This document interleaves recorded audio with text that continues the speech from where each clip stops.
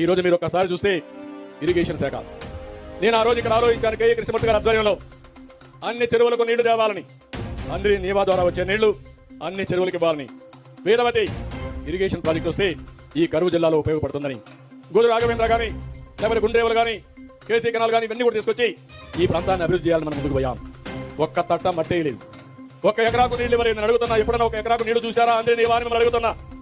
నేను ఆ రోజు మీ అందరికీ మైక్రో ఇరిగేషన్ కింద తుంపర్ల సేద్యం, బిందు సేద్యం, రాయలసీమలో 90% సబ్సిడీతో ఇచ్చా. ఈరోజు ఉన్నాయని మిమ్మల్ని అడుగుతున్నా. ఒక్క ఎకరాకి ఇచ్చే పరిస్థితిలో లేదు. ఇంకో పక్కన మీరు చూస్తే ధాన్యం పండిస్తే డబ్బులు ఇచ్చే పరిస్థితి లేదు. అప్పుడు పెట్టిపోతే 1674 కోట్ల రూపాయలు అప్పుడు కట్టి మళ్ళీ రైతాంగాన్ని ఆదుకునే పరిస్థితికి వచ్చాం. ఈ రోజు మీరు ఒకే విషయం గుర్తుపెట్టుకోవాలి, వాళ్ళు చేసిన విధ్వంసం నుంచి శిథిలాలు తొలగించి మళ్ళీ అడుగడుగు ఒక ఇటుక పేర్చి మళ్ళీ పునర్నిర్మాణం చేసే కార్యక్రమానికి శ్రీకారం చుట్టాం. నేను ఎప్పుడూ చూడలేదు, అధికార యంత్రాంగం నిర్వీర్యం అయిపోయింది. 5 ఏళ్లు పనిచేసిన దాఖలాలు లేవు.